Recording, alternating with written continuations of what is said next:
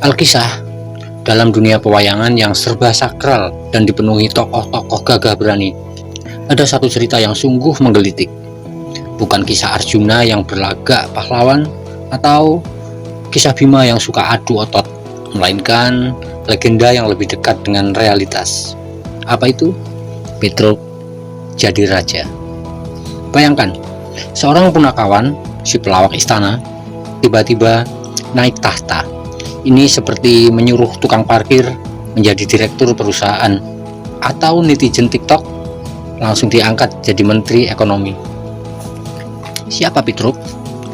Bagi yang belum kenal, Petruk adalah satu dari 4 punakawan setia Pandawa bersama Semar, Gareng, dan Bagong.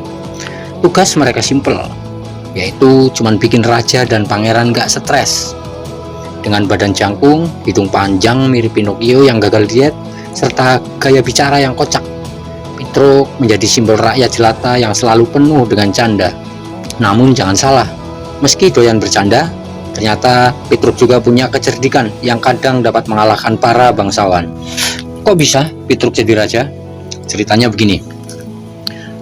Suatu hari Petruk mendapatkan pusaka sakti yang disebut Jamus Kalimosodo. Pusaka ini konon memberi siapapun yang memegangnya memiliki kekuatan yang tak terkalahkan dan tentu saja memiliki hak untuk berkuasa. Singkat cerita, Petruk yang awalnya cuma figuran di istana tiba-tiba mendadak naik panggung jadi raja. Mirip orang yang asal nimbrung rapat tapi tiba-tiba ditunjuk menjadi ketua. Begitu Petruk jadi raja, mulailah kekacauan yang tak terelakkan. Dia mengubah aturan, menggelar kebijakan aneh, dan memerintah dengan gaya ala badut istana. Kalau ada yang protes, cukup disuruh ketawa dan move on. Ketika berkuasa, Petruk langsung melakukan reformasi. Hasilnya, ya bisa ditebak. Yang pertama, kode pakaian bebas sesuai mood. Biasanya, raja itu pakai jubah mewah dan mahkota berkilauan. Tapi Petruk, dia lebih suka pakai celana kolor dengan sandal jepit. Istana yang dulunya megah kini berubah jadi warung kopi raksasa, di mana semua orang bebas datang dan ngobrol ngalor ngidul tanpa protokoler. Kalau ada yang tanya etika kerajaan, itu kan cuma formalitas.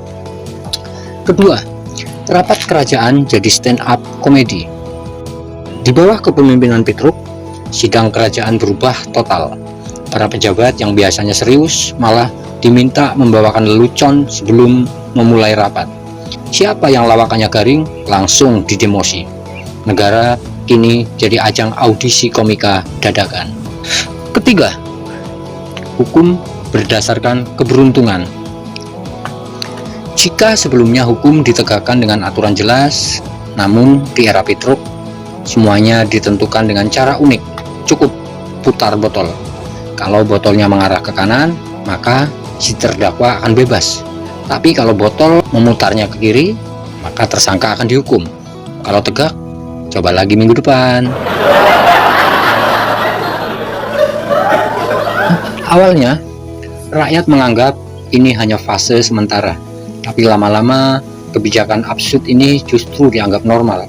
Ini seperti ketika seseorang mulai terbiasa dengan harga cabai yang mahal atau goyangan TikTok yang makin hari makin gak masuk akal. Namun tentu saja tidak semua orang bahagia. Para elit kerajaan mulai tampak gelisah.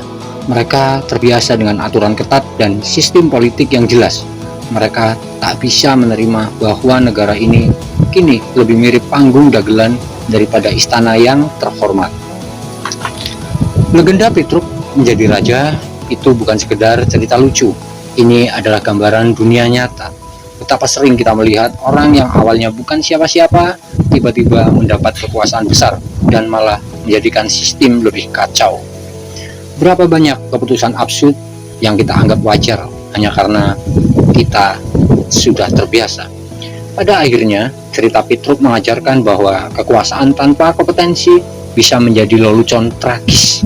Tapi hey, kalau hidup sudah penuh drama, kenapa tidak sekalian kita tertawa? Hahaha.